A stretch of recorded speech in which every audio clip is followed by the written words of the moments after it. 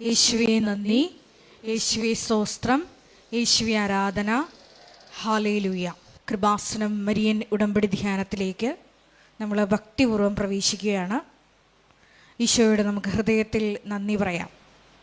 ദൈവപിതാവിനാൽ ആകർഷിക്കപ്പെട്ടിട്ട് പരിശുദ്ധ ദൈവമാതാവ് ജീവനോടെ പ്രത്യക്ഷപ്പെട്ട ഈ ആലയത്തിൽ ഈ സമയം നമ്മളെ ഒരുമിച്ച് കൂട്ടിയ ദൈവപിതാവിൻ്റെ സ്നേഹത്തിന് നമുക്ക് ഹൃദയത്തിൽ നന്ദി പറയാം.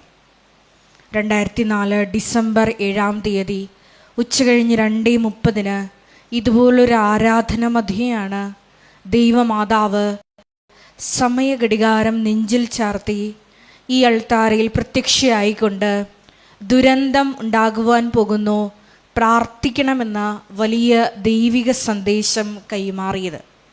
ജീവിതത്തിൻ്റെ വിവിധ ദുരന്ത മുഖങ്ങളിലായിരുന്നു കൊണ്ടാണ് നമ്മളും പരിശുദ്ധ അമ്മ ജീവനോടെ പ്രത്യക്ഷപ്പെട്ട ഈ ആലയത്തിൽ വന്ന് മരിയൻ ഉടമ്പടിയെടുത്ത് പ്രാർത്ഥിച്ചുകൊണ്ട് ദുരന്ത മുഖങ്ങളെ അതിജീവിക്കുവാൻ, ദൈവകരുണ നമ്മുടെ ജീവിതത്തിൽ സ്വന്തമാക്കുവാൻ ആഗ്രഹത്തോടെ പ്രാർത്ഥിച്ച് ഉടമ്പടി നിബന്ധനകൾ പാലിച്ച് മുന്നേറുന്നത്. ഈ ധ്യാനം നയിക്കുവാൻ പോകുന്ന കൃപാസനത്തിൻ്റെ സ്ഥാപക ഡയറക്ടറായ ബഹുമാനപ്പെട്ട VP ജോസഫ് അച്ഛനെ ദൈവപിതാവിൻ്റെ കരങ്ങളിൽ സമർപ്പിച്ച് നമുക്കൊരു നിമിഷം മൗനമായിട്ട് പ്രാർത്ഥിക്കാം. അച്ഛൻ്റെ ആരോഗ്യത്തെ പ്രത്യേകമായിട്ട് സമർപ്പിച്ച് പ്രാർത്ഥിക്കാം. ഏറ്റെടുത്തിരിക്കുന്ന എല്ലാ ശുശ്രൂഷ മേഖലകളെയും പ്രത്യേകമായിട്ട് അൾത്താരയിൽ സമർപ്പിച്ച് പ്രാർത്ഥിക്കാം. ഈശോയെ വരാൻ പോകുന്ന ആരാധന മണിക്കൂറിനെ പ്രത്യേകമായിട്ട് സമർപ്പിച്ച് പ്രാർത്ഥിക്കുന്നു. ഈശോയെ ആരാധനയിലൂടെ നീളം അച്ഛനിലൂടെ നീ തന്നെ ഞങ്ങളോട് സംസാരിക്കണമേ എന്ന് പ്രാർത്ഥിക്കുന്നു. വചനം നൽകണമേ എന്ന് പ്രാർത്ഥിക്കുന്നു. കൃപാസനത്തിൻ്റെ എല്ലാ ശുശ്രൂഷ മേഖലകളെയും നിർമ്മാണ പ്രവർത്തനങ്ങളെയും ഞങ്ങൾ ഒരു നിമിഷം സമർപ്പിച്ച് പ്രാർത്ഥിക്കുന്നു.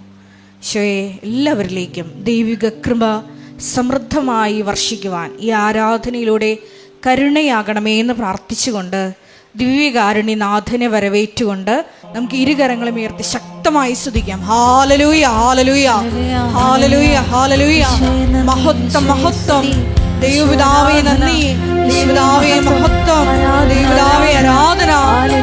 നിന്റെ ശക്തി ഈ സമയം ഈ ആലയത്തിൽ പ്രകടമാക്കണമേ എന്ന് പ്രാർത്ഥിക്കുന്നു. മഹത്വം, മഹത്വം, മഹത്വം, ആരാധന. Hallelujah, hallelujah. യേശുവേ നന്ദി, യേശുവേ ആരാധന. മഹത്വം, മഹത്വം, ആരാധന, ആരാധന. Hallelujah, hallelujah. നമുക്കെല്ലാവർക്കും മുട്ടുമേലായിരിക്കും.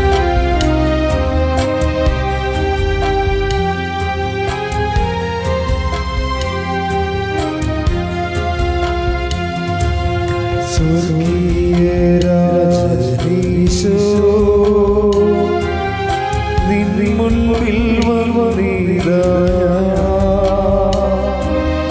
കാരുണ്യ സാഗരമേ കാത്തുകൊള്ളണമേ. പരിശുദ്ധ കാരുണ്യത്തിന്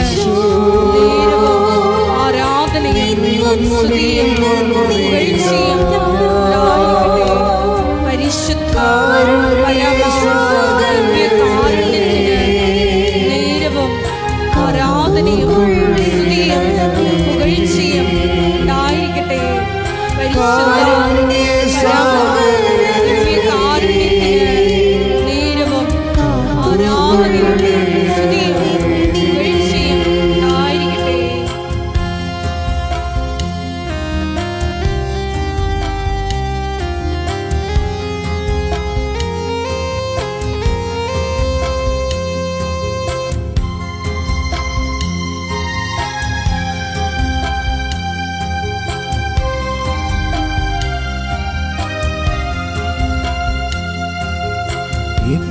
ശക്തിയോടും നിന്നെ സ്നേഹിച്ചിടുന്നേ, നിന്നെ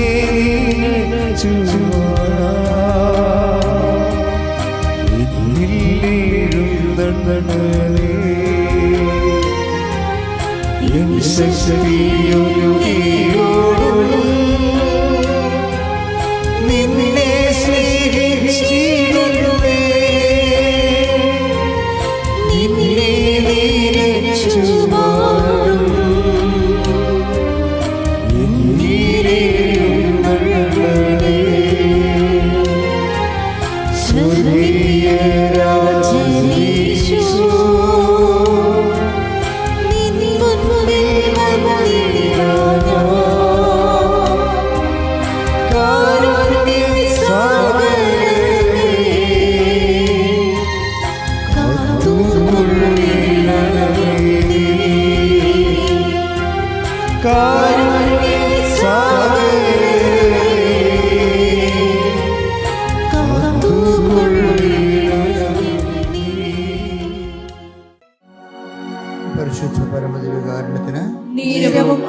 ആരാധനയും സ്തുതിയും പുകഴ്ചയും ഉണ്ടായിരിക്കട്ടെ. പരിശുദ്ധ പരമദിവ്യകാരുണ്യത്തിന് നേരവും ആരാധനയും സ്തുതിയും പുകഴ്ചയും ഉണ്ടായിരിക്കട്ടെ. എൻ്റെ പ്രിയപ്പെട്ടവരെ, അടയാളമില്ലാത്ത കാലം അമ്മയോടൊപ്പം എന്ന് പറഞ്ഞ അച്ഛന് ഒരു പുസ്തകമുണ്ട്. അത് ഞാൻ എൻ്റെ ജീവിതാനുഭവത്തിൽ നിന്ന് എൻ്റെ അമ്മ അനുഭവങ്ങളാണ്. ജീവിതത്തിൽ ചില സമയത്ത് ഒരടയാളം ഉണ്ടാകത്തില്ല, പക്ഷെ അമ്മ കൂടെ ഉണ്ടാകും. അങ്ങനെയുള്ള സമയങ്ങളുണ്ടാകും. ഒന്നും ഫീൽ ചെയ്യാത്ത വളരെ പ്രതികൂലമായ കാലാവസ്ഥയുള്ള ജീവിതം, പക്ഷെ അമ്മ കൂടെ ഉണ്ടാകും. നിങ്ങളെ ഉടമ്പടി എടുക്കുമ്പോൾ ശ്രദ്ധിക്കേണ്ട ഒരു കാര്യമാണ്, അച്ഛൻ തന്നെ നിങ്ങളെ നിർദ്ദേശിച്ചിട്ടുള്ളതാണ്, നിങ്ങളുടെ ഇത് തെറ്റൊന്നുമില്ല. പക്ഷേ ഞാൻ അപ്ഡേഷൻസ് തരും നിങ്ങൾക്ക്. പുതിയ പുതിയ ഉടമ്പടിയുടെ ക്ലാസ്സുകൾ വരുമ്പോൾ നിങ്ങൾ അതനുസരിച്ച് വളരണം. ഞാൻ തരുന്ന അപ്ഡേഷൻസ് എന്താണ്? ഇപ്പം ആദ്യം നിയോഗങ്ങൾക്ക്, നമ്മുടെ നിയോഗങ്ങൾക്കാണ് പ്രാധാന്യം ഉടമ്പടിയിൽ, അല്ലേ? ആദ്യം നമ്മൾ അങ്ങനെയല്ലേ വരണത്, എന്ത് പ്രയാസപ്പെട്ടായിരിക്കും വരണത്. കഴിഞ്ഞ ദിവസങ്ങളിൽ ഒരു രസമുണ്ടായി. ഞാൻ ചില സമയത്ത് ഉടമ്പടിയുടെ സാക്ഷ്യം കാണുമ്പോൾ ഇങ്ങനെ സ്റ്റണ്ടായി പോകും. അതിൻ്റെ കഴിഞ്ഞ ദിവസങ്ങളിലെ അലീന എൽദോ എന്ന് പറഞ്ഞൊരു മോള് ഒരു സാക്ഷ്യം പറഞ്ഞു. അപ്പം അലീന എൽദോ ജർമ്മനി പഠിക്കാൻ പോയതാണ്. പഠനം കഴിഞ്ഞ് അവളുടെ വിസ അവർ എക്സ്റ്റെൻഡ് ചെയ്ത് തരണില്ല. ഇപ്പോഴത്തെ മെയിൻ പ്രശ്നം അതാണല്ല, എല്ലാവരുടെയും പ്രശ്നം അതാണ്. നമ്മളെ പഠിക്കാനെന്നും പറഞ്ഞവർ കൊണ്ടുപോകും. നമ്മുടെ ഏജൻറ്റുമാർ നമ്മളോട് കുറേ കാര്യങ്ങൾ പറയും. പഠിത്തവും ജോലിയും ഉണ്ട്, ജോലി കഴിഞ്ഞാൽ പിന്നെ പഠിത്തം കഴിഞ്ഞാൽ പിന്നെ ജോലി നമുക്ക് ഉറപ്പാണെന്നൊക്കെ പറയുമെങ്കിലും ഈ ആൾക്കാർ ചെന്ന് അനുഭവിക്കുന്നത് വേറൊരു കാലാവസ്ഥയാണ്. അവർക്ക് പരിശുദ്ധ അമ്മയും ഉടമ്പടിയും മാത്രമേ ഉള്ളൂ. അന്ന് ഏജൻറ്റുമാരും കാണത്തില്ല. അപ്പം അലീനയുടെ പ്രശ്നം എന്ന് പറയണത്, അലീന അവിടെ ചെന്നിട്ട് പഠിത്തം കഴിഞ്ഞു, മാസ്റ്റേഴ്സ് കഴിഞ്ഞു, പക്ഷേ അവർക്ക് വിസ എക്സ്റ്റെൻഡ് ചെയ്ത് കൊടുക്കണില്ല. അവർ വിസ എക്സ്റ്റെൻഡ് ചെയ്ത് കൊടുക്കണില്ല. അപ്പോൾ വിസ എക്സ്റ്റെൻഡ് ചെയ്ത് കൊടുത്തില്ലെങ്കിൽ ഉള്ള കുഴപ്പം എന്നാ, നാട്ടിലോട്ട് പോരേണ്ടി വരും. നാട്ടിൽ വന്നിട്ട് എന്ത് ചെയ്യാനായി? വിദ്യാഭ്യാസ ലോൺ കിടപ്പില്ലേ? വിദ്യാഭ്യാസ ലോണും അതിൻ്റെ പലിശക്ക് പലിശയും നമ്മുടെ മൊത്തം ആന്തരിക അവയവങ്ങൾ വിറ്റാലും പറ്റാത്ത രീതിയിലുള്ള പലിശയാണ്. മനുഷ്യൻ ജീവിതം ഒരു ഞാണുമ്മിക്കളിയായിട്ടുണ്ട് ഈ പുതിയ കാലത്തെ. പഴയ കാലത്ത് ഇത്രയും സമ്മർദ്ദങ്ങൾ നമുക്കില്ലായിരുന്നു. പുതിയ കാലം വന്നപ്പോൾ സമ്മർദ്ദങ്ങൾ കൂടി. കാര്യം മനുഷ്യൻ്റെ വിദ്യാഭ്യാസവും പിന്നെ അവൻ്റെ ജോലിയുടെ രീതികളെല്ലാം കൂടി. അതിൻ്റെ ഡിമാൻഡ്സ് ഭയങ്കരമാണ്. അതിൻ്റെ ഡിമാൻഡ്സ് കൂടി. അപ്പോൾ ഒരു നിത്യസംഘർഷത്തിലാണ് ഈ ആൾക്കാർ ജീവിക്കുന്നത്.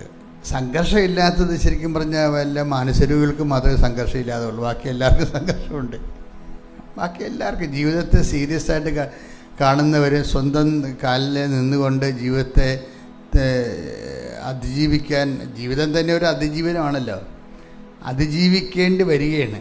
നമ്മളിങ്ങനെ എടുത്ത് പുറത്തിട്ട് കഴിഞ്ഞാൽ പിന്നെ നമ്മൾ സർവൈവ് ചെയ്യുകയാണ്. സർവൈവിങ് ഈ കാലത്ത് ഭയങ്കര സംഘർഷാത്മകമാണ്.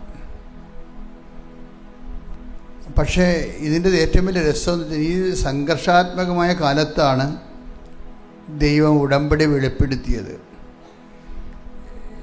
മാതാവിൻ്റെ പ്രത്യക്ഷീകരണത്തിൻ്റെ കണ്ടന്റ് എന്താണ്? ദുരന്തമുണ്ടാകാൻ പോകുന്നു പ്രാർത്ഥിക്കണം. അപ്പം ഞാൻ എൻ്റെ പൊട്ടത്തരത്തിന് ആദ്യം ധരിച്ചത് അത് മാതാവിൻ്റെ പ്രത്യക്ഷീകരണം കഴിഞ്ഞാണല്ല, ഒരു മാസം കഴിഞ്ഞപ്പോഴാണ് സുനാമി ഉണ്ടായത്. അപ്പം ഞാനോർത്ത് മാതാവ് അതായിരിക്കും ഉദ്ദേശിച്ചതെന്ന് വിചാരിച്ചു.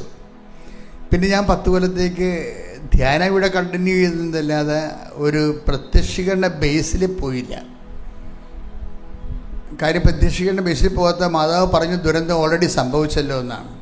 അമ്മ ദുരന്തം ഉണ്ടാകാൻ പോകണമെന്ന് പറഞ്ഞിട്ട് ദുരന്തം ഒഴിഞ്ഞിട്ടില്ല. ഇപ്പം ആൾക്കാരുടെ വീട്ടിൽ ഗ്യാസില്ല ഇല്ലേ? നമ്മൾ ഓരോ ഹോട്ടലിലൊക്കെ ചെന്ന്, ഞാൻ ദൂരേക്ക് കഴിഞ്ഞ ദിവസങ്ങളൊക്കെ ഒരു കരിസ്മാറ്റിക് കൺവെൻഷൻ ഉണ്ടായിരുന്നു നമ്മുടെ മുരിങ്ങൂർ.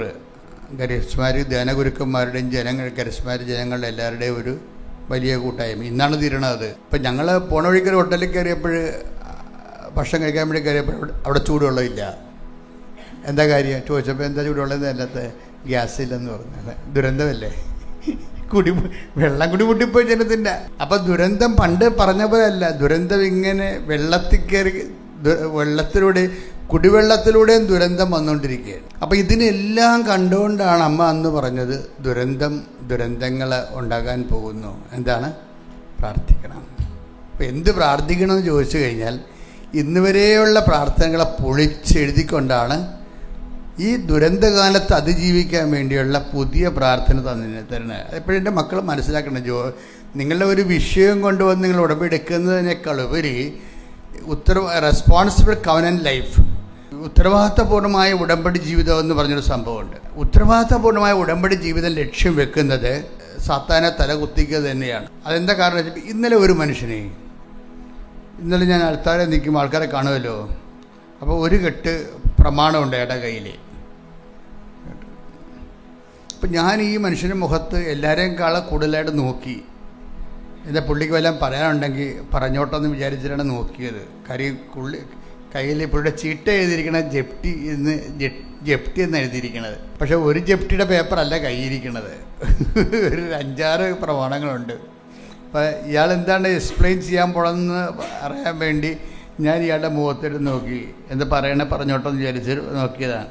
അപ്പോൾ അയാൾ എന്നോട് ചോദിക്കുകയാണ്, എനിക്ക് വല്ല കുറവുണ്ടായിരുന്നു. പുള്ളി ചോദിച്ചതാണ്, അദ്ദേഹത്തിന് വല്ല കുറവുണ്ടോയെന്ന്. കുറഞ്ഞ പക്ഷം അങ്ങനെയെങ്കിലും ചോദിച്ചല്ല, ഭാഗ്യമായി. അപ്പോൾ ഞാൻ ചോദിച്ചത് നിങ്ങളുടെ കൈയിരിക്കണത് എന്താ? കൈയിരിക്കണത് കുപ്പിയാണ്. അപ്പോൾ ഒരു കുപ്പി കൈയിരിപ്പുണ്ട് പുള്ളിയുടെ, ഒരു കുപ്പി. ഞാൻ കുപ്പിയുടെ അകത്ത് എന്താണ്? കുപ്പിയുടെ അകത്തൊരു തകിടാണ്. ആരോ ചെയ്തിട്ട് പുള്ളിയുടെ പറമ്പിൽ നിന്ന് കിട്ടിയ കുപ്പി എടുത്തുകൊണ്ട് വന്നിരിക്കുകയാണ്. അപ്പോഴേ ഇത് വെച്ചുകൊണ്ടാണ് പുള്ളിക്ക് വല്ല കുറവുണ്ടോ എന്ന് പുള്ളി ചോദിച്ചത്. ഈ കുപ്പിയിരിക്കുന്ന തകിട് പുള്ളിയുടെ മനസ്സിൽ സൂക്ഷിച്ചത്, ഈ തകിട് കൊണ്ട് എനിക്കിട്ട് പണിതവൻ എനിക്കുണ്ടാക്കിയിട്ടുള്ള പ്രശ്നങ്ങൾ വല്ലതും ഭരിക്കുന്നുണ്ടോ എന്നാണ് ചോദിക്കണത്. അതാണ് ചോദ്യങ്ങളുടെ ലൈൻ, അതാണ്. അപ്പം ഞാൻ ചോദിച്ചു, നിങ്ങൾ ഉടമ്പടിയിലാണോ? അയാൾ പറഞ്ഞ് ഉടമ്പടിയിലാണ്. ഞാൻ പറഞ്ഞു, എന്തെങ്കിലും കുറവ് നമുക്കുണ്ടെങ്കിലേ അത് പരിഹരിക്കാൻ വേണ്ടിയാണ് ഉടമ്പടി, അല്ലേ? എന്തെങ്കിലും ഇപ്പം നമ്മളെ കുറവുകൾ പരിഹരിക്കണമെന്ന് പണ്ടെങ്ങനെ കുറവ് പരിഹരിക്കണത്? കുമ്പസാരിച്ച് ഒരു കുറവ് പരിഹരിക്കും ആൾക്കാർ, അല്ലെങ്കിൽ ഒരു ധ്യാനം കൂടി കുറവ് പരിഹരിക്കാൻ നോക്കൂ, അല്ലേ? അതാണ് എന്നിട്ട് ദൈവം പ്രവർത്തിക്കാൻ പറ്റുന്നൊരു അന്തരീക്ഷം ഉണ്ടാക്കിയെടുക്കുക. അതാണ് അദ്ദേഹം ചോദിച്ചത്. അപ്പം ഞാൻ ചോദിച്ച്, ഉടമ്പടിയുടെ ഉദ്ദേശം എന്താ?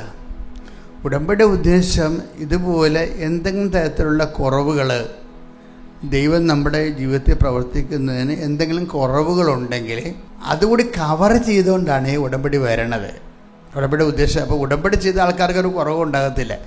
ഉടമ്പടി വൃത്തി മെനവോടെ ചെയ്യാത്തതൊഴികെ, അതാണ് സംഭവം. ഉടമ്പടിയുടെ കുറവെന്ന് പറയുന്നത് എന്താണ്? ഉടമ്പടി ഉഴപ്പെന്നാണ് ഉടമ്പടിയുടെ കുറവെന്ന് പറയണത്. അപ്പോൾ ഞാൻ പറഞ്ഞു, നിങ്ങൾ ഉടമ്പടി ഉഴപ്പിയിട്ടുണ്ടാ? അപ്പോൾ പുള്ളിക്ക് ഡൗട്ടാണ് ഉടമ്പടി ഉഴപ്പി വെച്ച്. അതാണ് വിഷയം.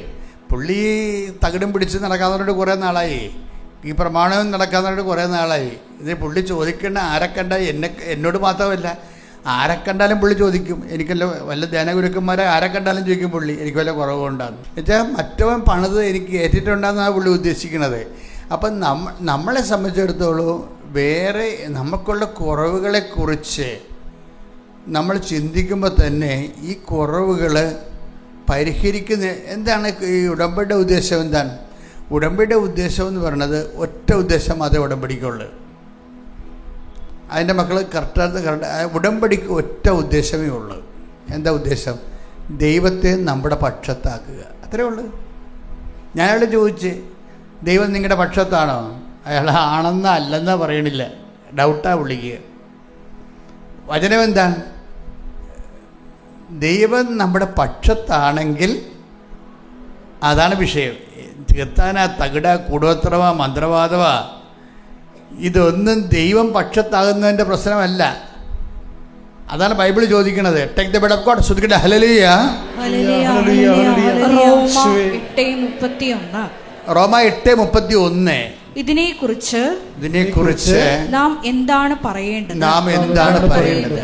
ദൈവം നമ്മുടെ പക്ഷത്തെങ്കിൽ ദൈവം നമ്മുടെ പക്ഷത്തെങ്കിൽ ആര് നമുക്ക് എതിര് നിൽക്കും? ആര് നമുക്ക് എതിര് നിൽക്കും? അപ്പം അതിൻ്റെ കുറേ ചോദ്യങ്ങൾ പൗലോസപ്പോസ്തലൻ അന്ന് ലഭ്യമായ കൂടോത്രമോ തകിടോ മന്ത്രവാദമോ അതുപോലെ ചോദിക്കാൻ പറ്റിയ കുറേ ചോദ്യങ്ങൾ താഴെ ഉണ്ടെന്ന് വായിച്ചേ. ശ്രദ്ധിക്കട്ടെ. ഹല്ലേലൂയ. റോമ 8:35. റോമ 8:35. ക്രിസ്തുവിന്റെ സ്നേഹത്തിൽ നിന്ന് ക്രിസ്തുവിന്റെ സ്നേഹത്തിൽ നിന്ന് ആര് നമ്മെ വേർപെടുത്തും? ആര് നമ്മെ വേർപെടുത്തും? ക്ലേശമോ ദുരിതമോ പീഡനമോ പട്ടിണിയോ നഗ്നതയോ ആപത്തോ വാളോ. തകിടോ മന്ത്രവാദമോ ഇങ്ങനെ ഈ നെഗറ്റീവ് പവേഴ്സ് എന്ത് തന്നെയായാലും ക്രിസ്തു ഒരു മനുഷ്യനിൽ പ്രവർത്തിക്കാൻ തുടങ്ങിയാൽ ബാക്കിയെല്ലാം പ്രതിരോധിക്കപ്പെടും. ഇപ്പം നമ്മളുടെ ഉടമ്പടിയിലൂടെ അത് എല്ലാം ഫുൾ ഓപ്ഷൻ എന്ന് പറയത്തില്ലേ, നമ്മൾ ഫുൾ ഓപ്ഷൻ എന്ന് പറയും. അതിപ്പോൾ കഴിഞ്ഞ ദിവസങ്ങളിലെ ഒരു കാറ് വേറെ ഒരു കാറായിട്ട് ഇടിപ്പിച്ച് കാണിക്കുന്ന കമ്പനി, അങ്ങനത്തെ ഒരു വീഡിയോ ആണ്. ഒരു കാർ സ്പീഡിൽ വന്ന് വേറെ ഒരു കാറിനിട്ട് ഇടിച്ച്. അപ്പം ഈ രണ്ട് കാറും എല്ലാം ഉള്ള ആൾക്കാർ മൊത്തം മരിച്ചു പോകേണ്ടതാണ്. പക്ഷേ എന്താണ് സംബന്ധിച്ച് പുതിയ കണ്ടുപിടുത്തത്തിൽ വന്നിരിക്കുന്ന വിഷയം വെച്ചാൽ ഇടിയോടുകൂടി രണ്ട് കാറിൻ്റെയും ഒരെണ്ണത്തിൻ്റെ ബാക്കിലും ഒരെണ്ണത്തിൻ്റെ ഫ്രണ്ടിലും ഒരു വലിയ ബലൂൺ ചാടിപ്പുറത്ത് വീണിട്ട് ഇവരെ ഈ ബലൂൺ തമ്മിൽ ജാമായി നിൽക്കും. ഇടിക്ക് കുഴപ്പമൊന്നുമില്ല. പുതിയ ഇപ്പം ആൾക്കാർക്ക് എങ്കിലും ഒരു ആൾ പോണ രീതിയിലുള്ള ഇടി ഇടിച്ചാൽ അപ്പം തന്നെ ഇപ്പം തന്നെ നമ്മൾ ഡ്രൈവ് ചെയ്യുമ്പോൾ നമ്മുടെ സ്റ്റിയറിങ്ങിൽ നിന്ന് ഒരു എയർ ബാഗ് പുറത്തേക്ക് വരുന്നുണ്ട് കാറിലെ. ഇടിച്ചാൽ അപ്പം തന്നെ ബാഗ് ചാടി പുറത്ത് വീഴും. അപ്പം നെഞ്ചിനും സ്റ്റിയറിങ്ങിനും ഇടയ്ക്ക് നമുക്കൊരു പ്രതിരോധം കിട്ടുന്നുണ്ട്. അങ്ങനെയല്ല ഇപ്പം പുതിയ കാറിനെ തന്നെ വണ്ടികൾ തമ്മിൽ ഇടിച്ചു കഴിഞ്ഞാൽ വണ്ടികളുടെ ഒരു വണ്ടിയുടെ പുറകിൽ നിന്നും മറ്റേ വണ്ടിയുടെ മുമ്പിൽ നിന്നും വേറെ ഒരു വലിയ ബലൂൺ ഇങ്ങനെ വന്നിട്ട് രണ്ട് ബലൂൺ കൊണ്ട് ഇങ്ങനെ ജാമായി നിൽക്കും. ഒരു കേടും ഉണ്ടാകത്തില്ല. അത് ഓപ്ഷനാണ്, ഫുൾ ഓപ്ഷൻ. മുന്നോട്ട് പോകും തോറും പുതിയ ഓപ്ഷൻസ് വന്നുകൊണ്ടിരിക്കും. ഇതുപോലെ ഉടമ്പടി ഇതുപോലെ ദൈവത്തെ നമ്മൾ പക്ഷത്താക്കുന്ന, ദൈവത്തെ നമ്മൾ എല്ലാ വിധത്തിലും പക്ഷത്താക്കുകയാണ്. അതിൻ്റെ അകത്ത് എല്ലാ കണ്ടൻറ്റുകളും, ഇതിൻ്റെ കണ്ടൻ്റ് എന്ന് വെച്ചാൽ ഇതിൻ്റെ സ്പീഡ് കണ്ടൻ്റ് എന്ന് പറയുന്നത് ഭയങ്കരമാണ്. ദൈവത്തെ പക്ഷത്താക്കണത് ഏതെങ്കിലും കാലത്ത് ആക്കിയിട്ട് കാര്യമില്ലല്ല. അതിൻ്റെ ടൈമാണ് അതിൻ്റെ പ്രശ്നം. സാത്താനെ തകർത്ത് കളയണ ടൈം. സാത്താൻ എങ്ങനെയെങ്കിലും എപ്പോഴെങ്കിലും വീട്ടിൽ നിന്ന് ഇറങ്ങിയിട്ട് കാര്യമില്ല. ഇടിമിന്നൽ പോലെ ഇറങ്ങണം, അത്ര സ്പീഡിൽ ഇറങ്ങണം. അതാണ് ഉടമ്പടി. അതിൻ്റെ കണ്ടൻ്റ് ഉണ്ട്. Take the word of God. സാത്താൻ ഇടിമിന്നൽ പോലെ. ശ്രദ്ധിക്കട്ടെ. Hallelujah hallelujah hallelujah hallelujah. യേശുവേ നന്ദി. Hallelujah hallelujah. ലൂക്ക 10:18. അവൻ പറഞ്ഞു സാത്താൻ സ്വർഗ്ഗത്തിൽ നിന്ന് ഇടിമിന്നൽ പോലെ നിപതിക്കുന്നത് ഞാൻ കണ്ടു.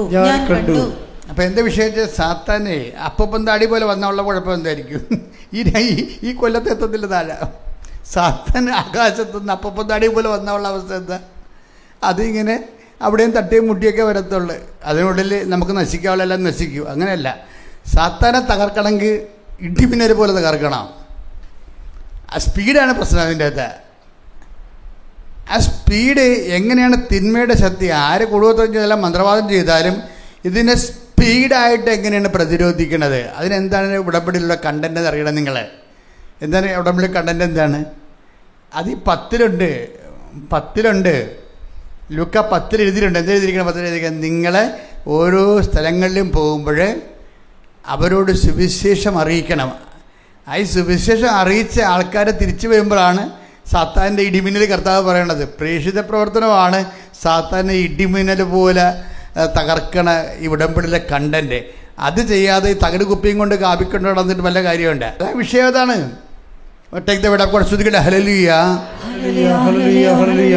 മത്തായി ശ്രീയുടെ സുവിശേഷം 10:7.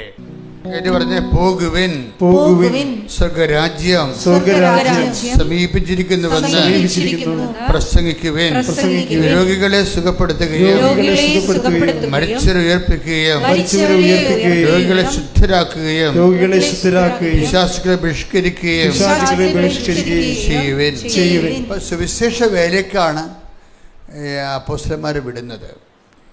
സാത്താൻ എപ്പോഴും ദൈവം നമ്മുടെ പക്ഷത്താക്കണമെങ്കിൽ ദൈവം ഏൽപ്പിച്ച ജോലി ചെയ്യണം. അതാണ് വിഷയം. നിങ്ങൾ ഉടമ്പടി എടുത്തു, ഉടമ്പടിയുടെ കാര്യങ്ങൾ പ്രാർത്ഥനകളൊക്കെ നടക്കുന്നുണ്ട് എന്ന് പറഞ്ഞിട്ട് കാര്യമില്ല. ഇതിൻ്റെ കണ്ടൻറ്റ് വൈസ് ഓരോ കണ്ടൻ്റ് ഉണ്ട്. ആ കണ്ടൻറ്റിന് വ്യക്തമായിട്ടുള്ള ആ ഓരോ കണ്ടൻറ്റുകളും ഓരോ ജീവിത വിഷയങ്ങളെയാണ് അത് കോൺസെൻട്രേറ്റ് ലക്ഷ്യം വെക്കുന്നത്. ഇതിൻ്റെ അകത്ത് ഏറ്റവും കൂടുതൽ നമ്മുടെ ജീവിതത്തിൽ ഇപ്പോൾ ഉടനടി പരിഹാരം എന്ന് പറഞ്ഞാൽ ആർക്കാണ്? ഉടമ്പടി ഇത്തരം പോലെ സാത്താന് ഇടിമിന്നലെ പോലെ നിബന്ധിക്കണ ആരുടേതാണ്? പ്രേക്ഷിത പ്രവർത്തകരുടേതാണ്. അപ്പം പ്രേക്ഷിത പ്രവർത്തകർ ഇപ്പം കഴിഞ്ഞ ദിവസങ്ങളിലിവിടെ, അതായത് ഡിയ എന്ന് പറഞ്ഞൊരു മോളെ കൊണ്ടുവന്ന് ആലുവയിൽ നിന്ന്, ഡാർലി മിസ്സാണ് ഈ ഡിയയെ കൊണ്ടുവരുന്നത്. ഡിയയുടെ പ്രശ്നം എന്താ? ഡിയയുടെ അപ്പൻ തളർന്ന് കിടക്കുന്ന, അതാണൊരു പ്രശ്നം. ഡിയയ്ക്ക് 2 കുഞ്ഞുങ്ങളുണ്ട്. അപ്പോൾ ഡിയയുടെ ഹസ്ബൻഡുണ്ട്, പക്ഷെ അദ്ദേഹം ഗൾഫിലാണ്, ചെറിയ ശമ്പളമേ ഉള്ളൂ. ഈ ചെറിയ ശമ്പളത്തിൽ അയാൾ ഡിയയെ നോക്കണം. ഡിയയ്ക്ക് ചെറിയൊരു ജോലിയുണ്ട്, അത്രേ ഉള്ളൂ. കുഞ്ഞുങ്ങളെ നോക്കണം, അപ്പൻ്റെ കാര്യം നോക്കണം, അതുകൊണ്ട് മിച്ചമൊന്നുമില്ല. ഇങ്ങനെ മിച്ചമില്ലാത്ത ഒരു കുടുംബത്തിൽ പെട്ടെന്ന് ഇവർക്ക് രോഗമാകും, ക്യാൻസറാകും. ക്യാൻസറാകുമ്പോൾ ഡോക്ടർ ഡയഗ്നോസ് ചെയ്യും, ക്യാൻസറാണെന്ന് ഡയഗ്നോസ് ചെയ്യും. അപ്പോൾ ഈ 2 കുഞ്ഞുങ്ങളുണ്ട്, ഇതുങ്ങൾ ആരെ ഏൽപ്പിക്കും? അപ്പോൾ സങ്കടമായി. അപ്പനാണെങ്കിൽ തളർന്ന് കിടക്കുകയാണ്, ഭർത്താവ് നാട്ടിലുമില്ല.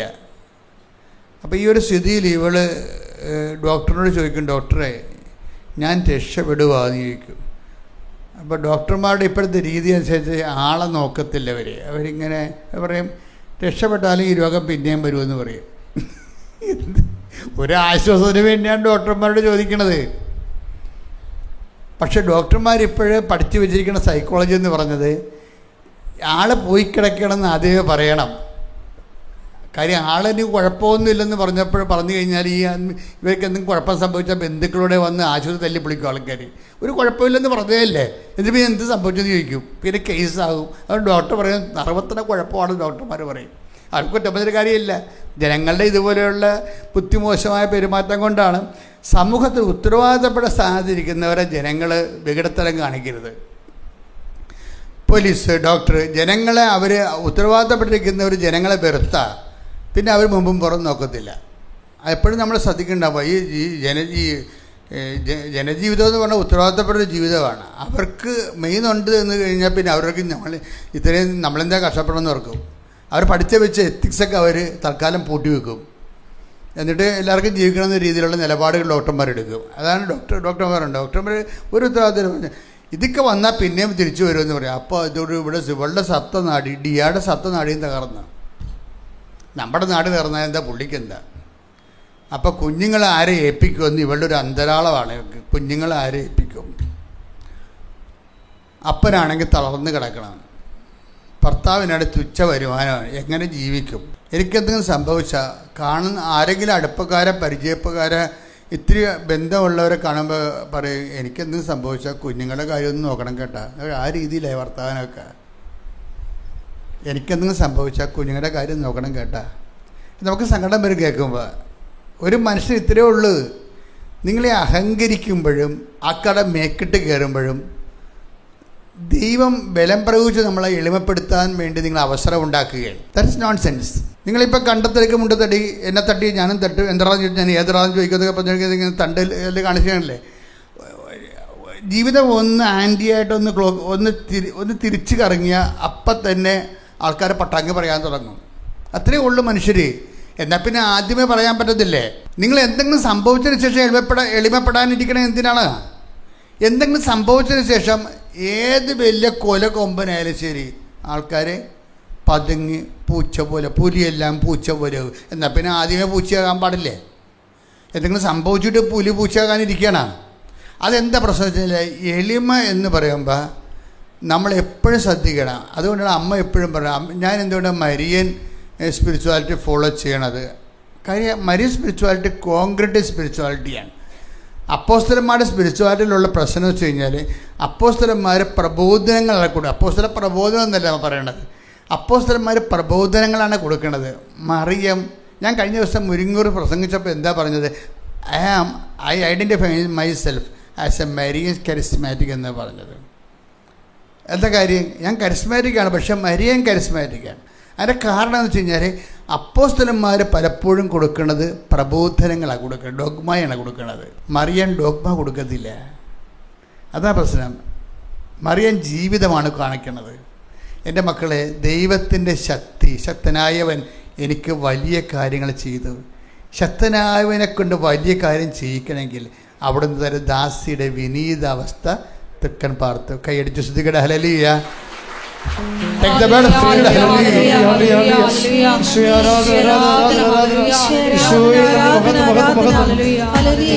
കൈയടിച്ചുകൊണ്ട് സന്തോഷത്തോടെ പാടുക.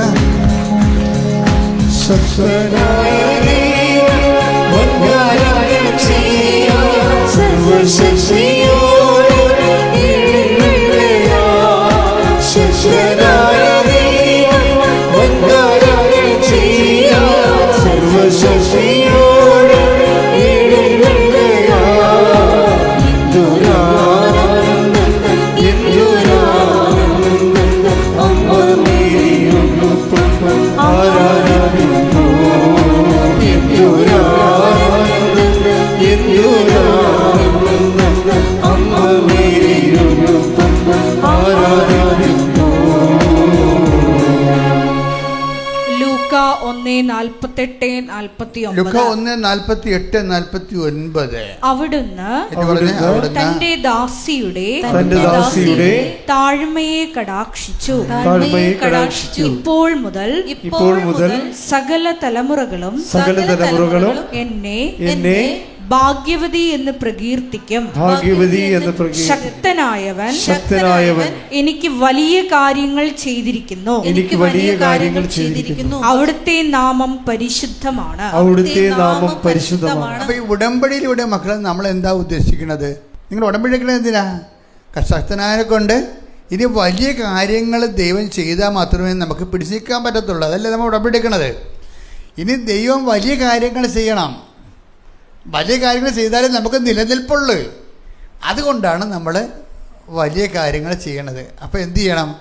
ശക്തനായവൻ എനിക്ക് വലിയ കാര്യങ്ങൾ ചെയ്തിരിക്കുന്നു. പറഞ്ഞേ, ശക്തനായവൻ എനിക്ക് വലിയ കാര്യങ്ങൾ ചെയ്തിരിക്കുന്നു. അപ്പോൾ എങ്ങനെയാണ് ഈ ശക്തനെ കൊണ്ട് വലിയ കാര്യങ്ങൾ ചെയ്യിക്കണത്?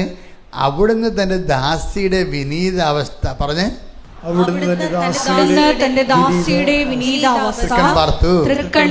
വിനീത അവസ്ഥ എന്ന് പറയുന്നത് ഒരു അവസ്ഥയാണ് ശരിക്കും പറഞ്ഞാൽ. അല്ലാതെ നമ്മളിങ്ങനെ റെഡിമെയ്ഡായിട്ട് അപ്പം തൽക്കാലം ഇങ്ങനെ ready to eat instant breakfast പോലെ ചില സ്ഥലത്ത് ചിലരെ കാണുമ്പോൾ പെട്ടെന്ന് ഇങ്ങനെ എളിമപ്പെടണം. അങ്ങനെയല്ല. നമ്മുടെ എളിമകളുടെ ഒരു പ്രശ്നം അതാണ്. അതൊരവസ്ഥയല്ല, വിനീത അവസ്ഥ അല്ല അത് ചില സമയത്ത് ചിലരെ കാണുമ്പോൾ നമ്മൾ ജർമ്മനി കൊണ്ടുപോകാം, വിസക്ക് പൈസ വാങ്ങിക്കാതെ കൊണ്ടുപോകാനുള്ള കാണുമ്പോൾ നമുക്ക് ഭയങ്കര വിനീതാവസ്ഥയാണ്. മനസ്സിലായില്ലേ? അതാണ് ചില സമയത്ത് ചിലരെ കാണുമ്പോൾ ചില കാര്യങ്ങളുടെ അടിസ്ഥാനത്തിൽ നമുക്ക് വിനീതാവസ്ഥ. പലരുടെയും വിനീതാവസ്ഥയുടെ അവസ്ഥ അതാണ്. ബേസിക്കലി ദേ ആർ നോട്ട് അവർ ഒരു ഹമ്പിളല്ല, ബേസിക്കലി ഹമ്പിളല്ല. എടുത്തു കയറ്റി ഇങ്ങനെ കൊമ്പം വെച്ച് നടക്കുന്ന ആൾക്കാരാണ്. അവർക്ക് ഹമ്പിളാകും. എന്തിനാണ്? അവർക്ക് വല്ല മെച്ചം ഉണ്ടാകുന്ന സ്ഥലത്ത് വരുമ്പോൾ അവരിങ്ങനെ ഹമ്പിളാകും. അപ്പോൾ ഇങ്ങനെ ഒക്കേഷണൽ ഹമ്പിളിംഗ് ഇല്ലേ, അത് ഉടമ്പടി വർക്കൗട്ട് ചെയ്യത്തില്ല. നമുക്ക് വല്ല നേട്ടമുള്ള സ്ഥലത്ത് വെച്ച് നമ്മൾ വിനയപ്പെട്ട് കഴിഞ്ഞാൽ അത് ഉടമ്പടി വിനയമല്ല. അതാണ് അമ്മ പറയണത്. വിനീതം എന്ന് പറയുന്നത് ഒരവസ്ഥയാണ്. ശക്തനായവൻ എനിക്ക് വലിയ കാര്യങ്ങൾ ചെയ്തിരിക്കുന്നു. അവിടുന്ന് തൻ്റെ ദാസിയുടെ വിനീത അവസ്ഥ തെക്കൻ പാർത്തു. കൈയടിച്ച് ശ്രദ്ധിക്കട്ടെ. Hallelujah, hallelujah, hallelujah, hallelujah, hallelujah. യേശുവേ നന്ദി. Hallelujah, hallelujah, hallelujah. യേശുവേ നന്ദി. യേശുവേ മഹത്വം. യേശുവേ ആരാധന. ദാസിയുടെ തൃക്കൺ പാർത്ത ഉന്നതൻ ദാസരെ ഉയർത്താം ഈടുകയാ. ദാസിയുടെ തൃക്കൺ പാർത്ത ഉന്നതൻ ദാസരെ ഉയർത്താം ഈടുകയാ. എന്തൊരാനന്ദം അമ്മ മേരിയിരുന്നു ആരാധിക്കുന്നു.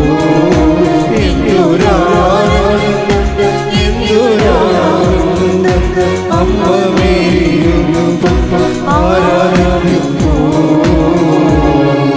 പരിശുദ്ധ പരമദിവ്യകാരുണ്യത്തിന് നേരവും ആരാധനയും സ്തുതിയും പുകഴ്ചയും ഉണ്ടായിരിക്കട്ടെ. എന്റെ മക്കളുടെ കൈ നെഞ്ചത്ത് വെച്ചൊന്ന് പ്രാർത്ഥിച്ച്. കർത്താവായ ദൈവമേ, കർത്താവായ ദൈവമേ, അങ്ങയുടെ അങ്ങയുടെ തിരുമുറിവാർന്ന വലതുകര എന്റെ നെഞ്ചിൽ വെക്കണമേ.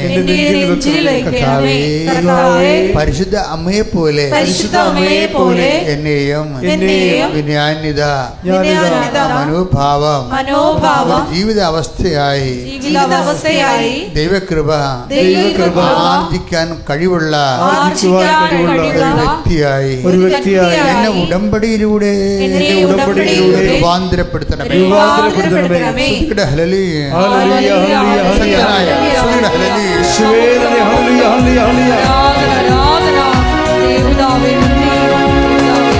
ശക്തനായ ദൈവം വൻകാര്യങ്ങൾ ചെയ്യാൻ സർവശക്തിയോടെ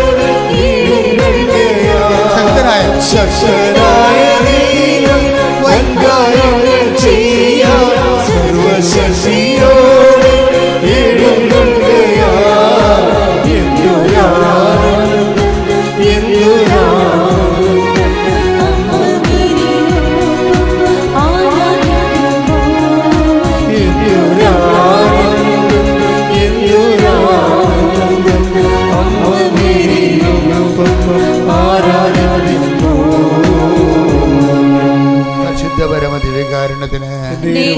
ആരാധനയും സ്തുതിയും പുകഴ്ചയും ഉണ്ടായിരിക്കട്ടെ. ഇപ്പൊ നമ്മൾ ഒരു പോയിന്റ് ഓവറായി രണ്ടാമത്തെ പോയിന്റിന്റെ പകുതിക്ക് നിൽക്കുകയാണ്. ഒരു പോയിന്റ് എന്തായിരുന്നു? അച്ഛൻ ആദ്യം പറഞ്ഞ ഒരു പോയിന്റ് എന്താണ്? ദൈവത്തെ നമ്മുടെ പക്ഷം ചേർക്കുക. അപ്പോൾ ആര് നമുക്ക്, അതാണ് ഫസ്റ്റ് പോയിന്റ്, മറന്നുപോയി. സെക്കൻഡ് പോയിന്റ് എന്താണ്? സെക്കൻഡ് പോയിന്റ് ശക്തനായവനെ കൊണ്ട് വലിയ കാര്യങ്ങൾ ചെയ്യിക്കാൻ വേണ്ടി വിനീതം എന്ന് പറയുന്നത് ഒരു ഒക്കേഷൻ അല്ലാത്ത രീതിയിൽ ഒരവസ്ഥയായി രൂപാന്തരപ്പെടുത്തുക. ഓക്കെ അല്ലേ? Thank you. ശ്രുതികട്ടെ. ഹല്ലേലൂയ.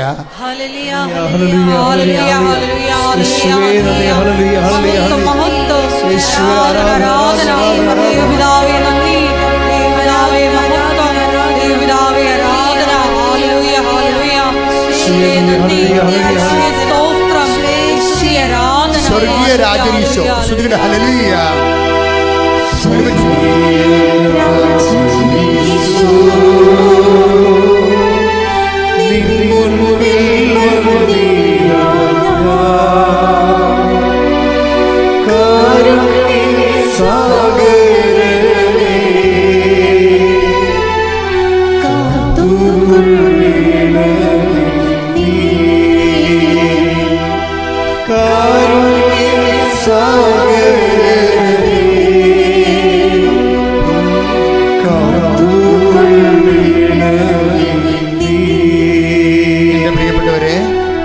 കൈകൾ നെഞ്ചത്ത് വെച്ച് കണ്ണടച്ചുകൊണ്ടിരിക്കുക.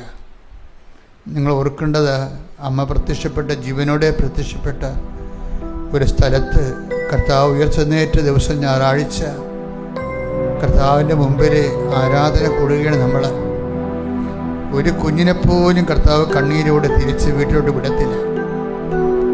നിങ്ങൾ എന്ത് തന്നെ പ്രയാസത്തിലായാലും, അത് നിങ്ങളുടെ കൺട്രോളിൽ നിൽക്കാത്ത കാര്യമായാലും കർത്താവ് നിന്റെ കൂടെ വരും. ശ്രുതികട്ടെ. ഹല്ലേലൂയ. നിന്റെ ശ്രുതികട്ടെ. ഹല്ലേലൂയ. നിന്റെ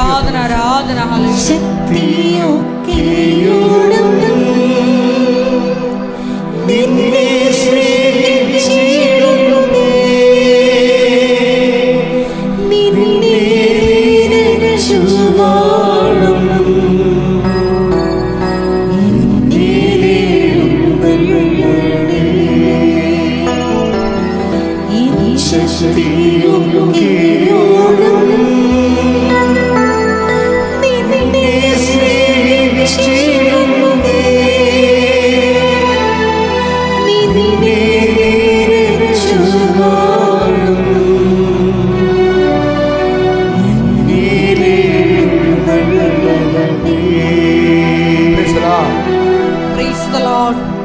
എൻ്റെ പ്രിയപ്പെട്ടവരെ, എന്തിനാണ് നമ്മൾ ഉടമ്പടിയിലായിരിക്കണം എന്ന് ചോദിച്ചു കഴിഞ്ഞാൽ, അച്ഛൻ നിങ്ങളോട് പറഞ്ഞ ദൈവത്തെ നമ്മുടെ പക്ഷത്താക്കാൻ. നമ്മൾ അഭിമുഖീകരിക്കുന്ന എല്ലാ പ്രശ്നങ്ങളെയും ദൈവത്തെക്കൊണ്ട് പ്രതിരോധിപ്പിക്കാൻ വേണ്ടി തന്നെയാണ് നമ്മൾ ഉടമ്പടിയിലായിരിക്കുന്നത്. പക്ഷെ അതിന് എപ്പോഴും വരുന്ന ഒരു വിഷയമാണ്,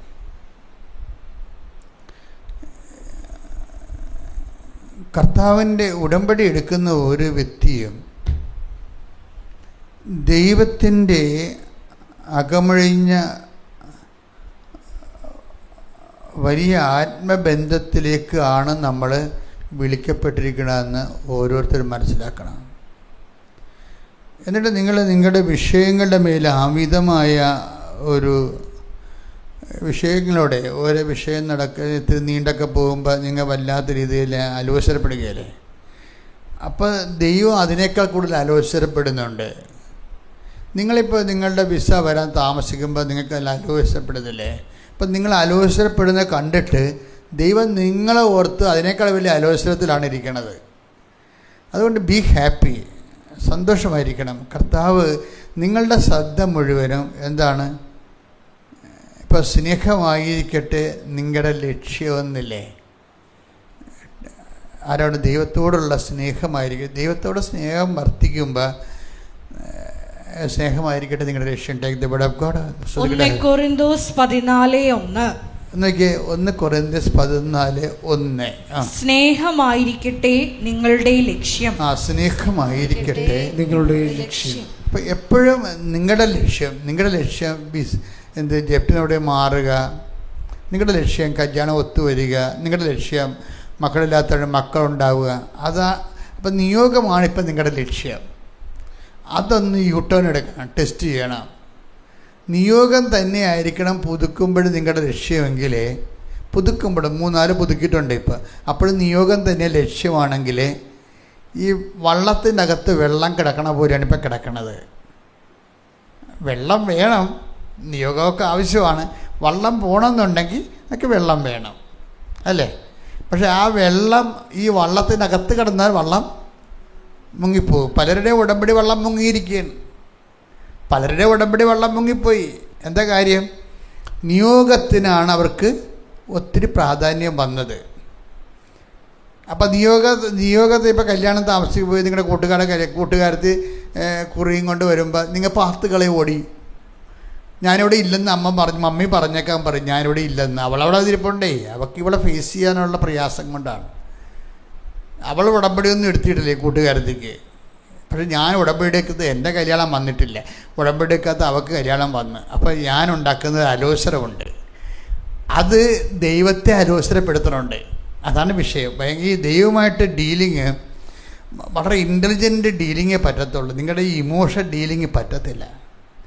നിങ്ങൾ ദൈവമായിട്ട് ഡീൽ ചെയ്യണത് ഇമോഷണലിയാണ്. അല്ല, അത് വർക്കൗട്ട് ചെയ്യത്തില്ല. ഇൻ്റലിജൻറ്റ് ഡീലിങ് വേണം. കാര്യം കർത്താവ് ഒരു കാര്യം ചെയ്യണമെങ്കിൽ ഫിനിഷ്ഡ് ആയിരിക്കും. കർത്താവിന് നിനക്കൊരു കാര്യം ചെയ്ത് തരണമെന്നുണ്ടെങ്കിൽ അത് പക്കയായിട്ടായിരിക്കും ചെയ്യണത്. നീയായിട്ട് വല്ല കുഴപ്പമുണ്ടാക്കണമെന്നേ ഉള്ളൂ. ദൈവത്തെക്കാൾ പ്രാധാന്യം എന്തിന് കൊടുത്താലും പിന്നെ ദൈവം നമ്മുടെ കക്ഷിയല്ല, സംരക്ഷണം കിട്ടത്തില്ല. ഉടമ്പടി നമ്മൾ ഉദ്ദേശിക്കുന്നത് എന്തുകൊണ്ടാണ്? നമുക്ക് എല്ലാ കണ്ടന്റിലും ദൈവത്തിൻ്റെ സംരക്ഷണം വേണം. എല്ലാ കണ്ടന്റിലും ദൈവത്തിൻ്റെ സംരക്ഷണം വേണം. കാര്യം എൻ്റെ മക്കളോട് ഞാനൊരു കാര്യം പറയാം, സത്യമായിട്ടും പറയാം. ഞാൻ പറഞ്ഞത് നിങ്ങൾ ശ്രദ്ധിക്കണം. ബൈബിളിലെ ചില കീ വേഡ് കഴിഞ്ഞതിൻ്റെ മുമ്പത്തെ ഉടമ്പടി ധ്യാനത്തെ നിങ്ങളോട് പറഞ്ഞു, മക്കളെ ഇത് നിങ്ങൾ ഡ്രോയിങ് റൂമിൽ എഴുതി വെക്കണം, അല്ല കിച്ചണിൽ നിങ്ങൾ എഴുതി കൊടുക്കണം. എന്താണ്? കർത്താവ് അവരോട് കൂടെ പ്രവർത്തിക്കുകയും പറഞ്ഞേ കർത്താവ് അവരോട് കൂടെ പ്രവർത്തിക്കുകയും അടയാളങ്ങൾ കൊണ്ട് വചനം സ്ഥിരീകരിക്കുകയും ചെയ്തു. ഇതൊരു വല്ലാത്ത വാക്കാണ്. ഇതിന് ഞാനിങ്ങനെ ഇടയ്ക്കിടയ്ക്ക് ധ്യാനിക്കുന്ന വാക്കാണിത്. നമ്മുടെ ഉടമ്പടിയുടെ അടിസ്ഥാന വാക്കാണിത്. എന്താണ്? മർക്കോസ് 16:20 എന്താണ് വായിക്കുക? ഒന്ന് വായിച്ചേ. അവർ എല്ലായിടത്തും പോയി പ്രസംഗിച്ചു. അവർ എല്ലായിടത്തും പോയി പ്രസംഗിച്ചു. കർത്താവ് അവരോട് കൂടെ പ്രവർത്തിക്കുകയും അടയാളങ്ങൾ കൊണ്ട് വചനം സ്ഥിരീകരിക്കുകയും ചെയ്തിരുന്നു. ഇതിൻ്റെ കുറെ കണ്ടന്റുകളുണ്ട്. നമ്മുടെ വിഷയം എന്തായിരുന്നു? നമ്മുടെ വിഷയം സാത്താൻ ഇടിമിന്നൽ പോലെ താഴെ വീഴുന്നത് ഞാൻ കണ്ടു എന്ന് ഈശോ പറയുകയാണ് അല്ലേ? എപ്പോഴാണ് പറയണത്? ഇവരെല്ലാം ഈ പ്രവർത്തനത്തിന് പോയി കഴിഞ്ഞാൽ തിരിച്ചു വരുമ്പോഴത് പറയണത്. അപ്പോൾ ഞാൻ നിങ്ങളോട് പറഞ്ഞ് സാത്താന് വേണമെങ്കിൽ അപ്പം തടി പോലെ താഴെ വരാൻ പറ്റും, 2 കൊല്ലം എടുക്കുന്നേ ഉള്ളൂ. ഇടിമിന്നൽ പോലെ വരണമെന്നുണ്ടെങ്കിൽ എന്ത് ചെയ്യണം? പ്രേക്ഷിത പ്രവർത്തനങ്ങൾ ചെയ്യണം. അത് തന്നെയല്ലേ ഇത്? അത് തന്നെയല്ലേ ഈ 16:20 മർക്കോസ് പറയണത്? ഒന്നിട്ട് വായിച്ചേ, ബേഡ് ബൈ ബേഡ് വായിച്ചേ. അവർ എല്ലായിടത്തും പോയി പ്രസംഗിച്ചു. ഓക്കെ, അതിനടുത്ത് അതാണ് സംഭവം. ഫസ്റ്റ് എന്താണ്? അവരെ പ്രത്യക്ഷീകരണ പ്രാർത്ഥന ചെല്ലി വീട്ടിൽ ഇരുന്നല്ല പറയണത്. അതായത് ഉടമ്പടിയെ എടുത്തിട്ട് ഈ പ്രത്യക്ഷീകരണ പ്രാർത്ഥന നീലത്തിരിയും പച്ചത്തിരിയും കത്തിച്ച് അത് മാത്രം ചെല്ലി വീട്ടിലിരിക്കുന്ന ജന്മങ്ങൾ കൂടുതലാണ്. ഇവർ നമുക്ക് ഭീഷണിയാണ് എപ്പോഴായാലും. കാര്യം അവർ സാത്താൻ അവർ പ്രവർത്തിക്കും. എന്നിട്ട് അവർ പറയും ഞാൻ ഉടമ്പടി എടുത്തതാണ്, എനിക്കൊന്നും നടന്നില്ലെന്ന് പറയും. ഇവരത് പറയും. പക്ഷെ എവിടെയാണ് പ്രവർത്തിക്കണത്? കർത്താവ് അവരോട് കൂടെ പ്രവർത്തിക്കുകയും പറഞ്ഞേ കർത്താവ് അവരോട് കൂടെ പ്രവർത്തിക്കുകയും. അപ്പൊ അതുകൊണ്ട് എന്താ പറയുക? എല്ലായിടത്തും പോയി. ആ വാക്ക് വായിച്ചേ. അവർ എല്ലായിടത്തും പോയി പ്രസംഗിച്ചു. അപ്പൊ എല്ലായിടത്തും പോയി പ്രസംഗിച്ചെന്ന് പറഞ്ഞു കഴിഞ്ഞാൽ നമുക്ക് ലഭ്യമായ എല്ലാ സ്ഥലങ്ങളിലും നമ്മൾ കർത്താവിനെ കുറിച്ച് പറയണം. അതാണ് ഉടമ്പടിയുടെ സ്പീഡ് കൂട്ടണത്. അല്ല നിങ്ങൾ വിസ വന്നില്ല, ജപ്തി നടപടി മാറിയില്ലെന്ന് പറഞ്ഞ് അച്ഛനെ തന്നെ 1 മാസം 2 പ്രാവശ്യം കണ്ടവരുണ്ട്. ഞാൻ കൈയോടെ പിടിക്കുവേ. 1 പ്രാവശ്യം എനിക്ക് ആൾക്കാരെ വളരെ ശ്രദ്ധിച്ചാണ് ഞാൻ കൈകാര്യം ചെയ്യണത്. അപ്പോൾ ഒരാൾ 2 പ്രാവശ്യം 1 മാസം വന്നാൽ എനിക്കറിയാൻ പറ്റും, അല്ലാതെ തന്നെ അറിയാൻ പറ്റും. കാര്യം നിങ്ങൾക്ക് അവിടെ ചീട്ട് കിട്ടുമ്പോൾ തന്നെ അവരവിടെ എഴുതി വെക്കും, ഇയാൾ നിങ്ങളുടെ ഉടമ്പടി പേപ്പറിൽ തന്നെ എഴുതി വെക്കും, ഇയാൾ അച്ഛനെ ഇന്ന തീയതിൽ ഇന്ന കാര്യത്തിൽ കണ്ടതാണെന്ന്. കാര്യം മാറ്റി പറഞ്ഞില്ലെങ്കിൽ നിങ്ങൾക്ക് ചീട്ട് കിട്ടുന്നില്ല. കാര്യം മാറ്റി പറയണത് ചിലപ്പോൾ 1 മാസം 3 മാസം കൂടുമ്പോൾ വീണ്ടും കാര്യം മാറ്റി പറഞ്ഞാൽ അതിൻ്റെ രേഖ ഉണ്ടെങ്കിൽ കാണാൻ ചിലപ്പോൾ അനുവദിക്കും. കാര്യം പറഞ്ഞാൽ മതി. അതേ കാര്യം തന്നെ പറഞ്ഞാൽ കിട്ടത്തില്ല. എന്താ കാര്യം? അച്ഛനെ കണ്ടു കഴിഞ്ഞാൽ പിന്നെ നിങ്ങളുടെ റോളാണ് കർത്താവിൻ്റെ തിരുസന്നിധിയിൽ വെടിപ്പ് മെനയോട് കൂടി ഉടമ്പടി ജീവിക്കുക എന്നുള്ളത്. അത് എല്ലായിടത്തും പോയി. ഇപ്പം ഈ നമ്മളുടെ ഡിയയെ കൊണ്ടുവന്ന ആരാണ്? ഡിയയുടെ അവസ്ഥ കണ്ടല്ലോ. ഡോക്ടർ പോലും പറഞ്ഞു ഈ സംഭവം ഡോക്ടർ ഞാൻ ജീവിക്കുമോ എന്ന് ചോദിക്കുമ്പോൾ പറയും ഇതൊക്കെ പോയാലും പിന്നെയും വരുമെന്ന് പറയും. അതാണ് ഡോക്ടർ കൊടുക്കുന്ന ഉപദേശം. അപ്പോൾ ഇവള് സപ്തനാടികളും തളർന്ന് നിൽക്കുകയാണ്. അപ്പോഴാണ് ഡാർലി മിസ്സിനെ ഇടയ്ക്ക് ഇവരൊക്കെ ചെയ്യണ എവിടെയോ വെച്ച് പരിചയപ്പെട്ട ഡാർലി മിസ്സിന് പരിചയമുള്ള ആളാണ്. ഡാർലി മിസ്സിനെ പറഞ്ഞ മനസ്സേ എനിക്ക് എന്തെങ്കിലും സംഭവിച്ചാൽ എൻ്റെ കുഞ്ഞുങ്ങളുടെ മേലൊരു കണ്ണുണ്ടാകണം. എല്ലാവരും പറയണത് അതാണ്. അവൾ കാണുന്ന ഈ എല്ലാവരോടും ഈ യാത്രയും പറഞ്ഞ് പോവുകയാണ് ആളെ. എന്നാൽ ആ സീനെന്ന് പറഞ്ഞാൽ വളരെ മോശം സീനാണ്, ശരിക്കും സങ്കടകരമായ സീനാണ്. ഇപ്പോൾ ഡാർലി മിസ്സിന് ഇതിന് പരിചയം ഉണ്ടായിരുന്നു. ഡാർലി മിസ്സിന് ഇവർക്ക് നടക്കാനും പാടില്ല, കാലേ നീര്, മുഖത്ത് നീര്, മൊത്തം നീര്, അനങ്ങാൻ പാടില്ലായിരിക്കുകയാണ്. അപ്പോഴാണ് ഇവിടെ പറയണത് ഡാർലി മിസ്സേ എന്തെങ്കിലും സംഭവിച്ചാൽ കുഞ്ഞുങ്ങളുടെ മേലൊരു കണ്ണുണ്ടാകണേ എന്നൊക്കെ പറഞ്ഞ് ആ ഒരു സീൻ കണ്ട. അപ്പം ഡാർലി മിസ് പറയുന്നത് നീ ധൈര്യമായിട്ടിരിക്കുക, ഞാൻ നിന്നെ അമ്മയെടുത്ത് കൊണ്ടുപോകാമെന്ന് പറയും. അതാണ് പ്രേക്ഷിത എന്ന് പറയണത്.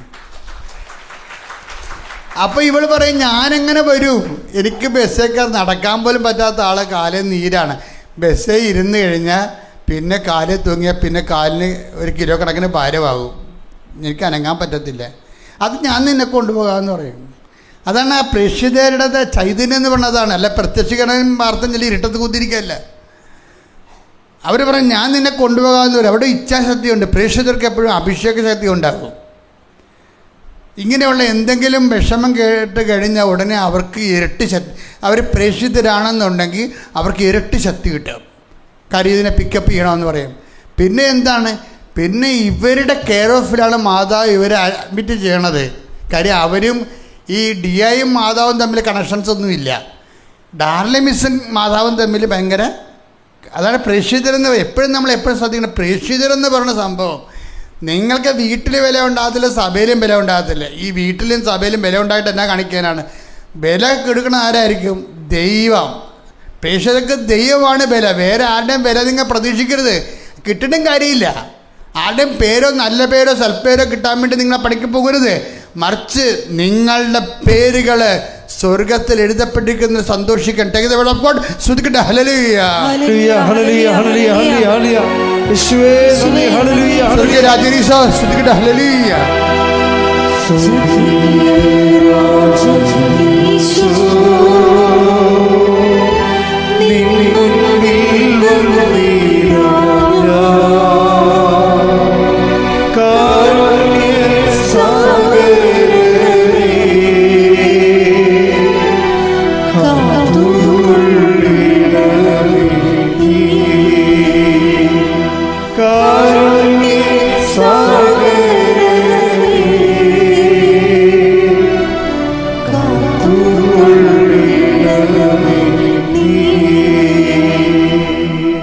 ലൂക്ക 10:20. ലൂക്ക 10:20. എന്നാൽ പിശാചുക്കൾ നിങ്ങൾക്ക് കീഴടങ്ങുന്നു എന്നതിൽ നിങ്ങൾ സന്തോഷിക്കേണ്ട. മറിച്ച് നിങ്ങളുടെ പേരുകൾ സ്വർഗത്തിൽ എഴുതപ്പെട്ടിരിക്കുന്നു എന്നതിൽ സന്തോഷിക്കുവേൻ. പ്രേക്ഷിതരെന്ന് പറയുമ്പോൾ ചിലപ്പോൾ വണ്ടിക്കാരും വീട്ടുകാരും നാട്ടിൽ നിനക്കിതേ പണിയുള്ള വേറെ നാട്ടിൽ വേറെ ആരും പ്രാർത്ഥിക്കാനൊക്കെ ആകില്ല, നീ നിനക്ക് എപ്പോഴും കൃപാസനത്തിൽ ഓട്ടം എന്ന് ഭർത്താവ് പറയും. തീർച്ചയായിട്ടും പറയും, ഒരു സംശയമില്ല. എന്താ കാര്യം പറഞ്ഞിരിക്കും. പക്ഷെ നമ്മളുടെ ഉള്ളിൽ കിട്ടിക്കുന്ന അഭിഷേകം, കർത്താവ് എന്താ പറയുക, ഞാൻ നിങ്ങൾക്ക് തന്നിരിക്കുന്ന അഭിഷേകം ആരും നിങ്ങളിൽ നിന്ന് എടുത്ത് കളയത്തില്ല. അവിടെ സമാധാനം എന്നാണ് ഈശോ എഴുതിയിരിക്കുന്നത്. പക്ഷേ ഉദ്ദേശിക്കുന്നത് അഭിഷേകം എന്നാണ് ശരിക്കും. ഇതിനെല്ലാത്തിനെയും, അതായത് ദൈവമാണ് ആ അഭിഷേകം കൊടുത്തിരിക്കുന്നത്. ആ അഭിഷേകം ഭർത്താവിന് എടുത്ത് മാറ്റാൻ പറ്റത്തില്ല, ഭർത്താവിൻ്റെ അമ്മയ്ക്ക് എടുത്ത് മാറ്റാൻ പറ്റത്തില്ല, നാട്ടുകാർക്ക് എടുത്ത് മാറ്റാൻ പറ്റത്തില്ല, വികാരിച്ചിന് എടുത്ത് മാറ്റാൻ പറ്റത്തില്ല. അതാണ് ഈശോ പറയണത്. ഞാൻ നിങ്ങൾക്ക് തന്ന സമാധാനം, അഭിഷേകം ആരും നിങ്ങൾ എടുത്ത് കളയത്തില്ല. ശ്രദ്ധിക്കട്ടെ. ഹല്ലേലൂയ,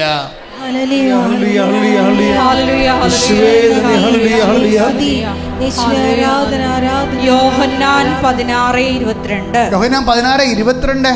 അതുപോലെ ഇപ്പോൾ നിങ്ങളും ദുഃഖിതരാണ്, എന്നാൽ ഞാൻ വീണ്ടും നിങ്ങളെ കാണും, അപ്പോൾ നിങ്ങളുടെ ഹൃദയം സന്തോഷിക്കും. നിങ്ങളുടെ ആ സന്തോഷം ആരും നിങ്ങളിൽ നിന്ന് എടുത്തു കളയുകയുമില്ല. അപ്പൊ പ്രേക്ഷിതരെന്ന് പറയുന്ന ഒരു ആന്തരിക അഭിഷേകമാണ് ആ സംഭവം. നമ്മൾ ദൈവസ്നേഹത്തോടെ ഈ പ്രേക്ഷിത പ്രവർത്തനം ചെയ്ത് കഴിയുമ്പോൾ, ഇപ്പോൾ ഡിയായോട് എന്തുകൊണ്ടാണ് ഡാർലി മിസ് പറയണത്, ഞാൻ നിന്നെ കൊണ്ടുപോകാമെന്ന്. ആ കൊണ്ടുപോകാമെന്ന് പറഞ്ഞൊരു ഒറ്റ വാക്കുകൊണ്ട് തന്നെ ഈ ഡാർലി മിസ്സിൻ്റെ പേര് മാതാവിൻ്റെ പുസ്തകത്തിലുണ്ട്. ഡാർലി മിസ് ആരെങ്കിലും കൊണ്ടുവരികയാണെങ്കിൽ പിന്നെ ഡോക്ടർമാരെന്ത് പറഞ്ഞാലും വൈദ്യശാസ്ത്രം എന്ന് പറഞ്ഞാലും മാതാവ് നോക്കത്തില്ല. അത് വിറ്റ രസം എന്ന് പറഞ്ഞതിൽ അവരിവിടെ വന്നു, അവരിവിടെ ഇതിൻ്റെ കയറി ഡാർലി മിസ് അവരെ പിടിച്ചുകൊണ്ട് വരികയാണ്. കയറിയപ്പോൾ ബസ്സായിരിക്കുമ്പോൾ ഇങ്ങനെ കാല് തൂങ്ങിയിരിക്കുകയാണ്. ഇതിനകത്ത് കയറിയപ്പോൾ കാലിൽ ഒരു തുള്ളി നീരില്ല. അകത്ത് കയറിയതേ ഉള്ളൂ, വേറെ ഒന്നും ചെയ്തില്ല. അവർ ഉടമ്പടി എടുത്തില്ല, ഒന്നും ചെയ്തില്ല. അകത്ത് കയറിയതേ ഉള്ളൂ. അത് ആരുടെ അക്കൗണ്ടിലാണ് ചെയ്തിരിക്കുന്നത്? ഡാർലി മിസ്സിൻ്റെ അക്കൗണ്ടിലാണ് സംഭവം ചെയ്തിരിക്കുന്നത്. അവളുടെ പേര് മാതാവിൻ്റെ പുസ്തകത്തിലുണ്ട്. അല്ലെങ്കിൽ ചെറിയോള്, നിങ്ങൾ ഉടമ്പടി തോറ്റു പോകുന്നവർ എന്താണ്? മാതാവിനെ തോൽപ്പിക്കാൻ നോക്കിയിട്ടാണ് തോറ്റു പോണത്. നിങ്ങൾ ദൈവത്തിന് വേണ്ടി ചെയ്യേണ്ട ഒരു കാര്യം ചെയ്യത്തില്ല. മറിച്ച് നിങ്ങൾ വിസ വന്നാൽ, ഓഫർ ലെറ്റർ വന്നാന്ന് പറഞ്ഞിട്ട് എപ്പോഴും കമ്പ്യൂട്ടർ അടിച്ച് നോക്കിക്കൊണ്ടിരിക്കും. ജപ്തി നടപടി മാറിയ ബാങ്കിൽ വിളിച്ചു ചോദിച്ചുകൊണ്ടിരിക്കും. നിങ്ങൾ ദൈവത്തിൻ്റെ കാര്യങ്ങളൊന്നും ചെയ്യത്തില്ല. ഞാൻ ഇല്ല, ഡാർലി മിസ് കഥക്കാറുണ്ടെന്നാണ്. അതാണ് ചിരിച്ചു പോയത്. അല്ല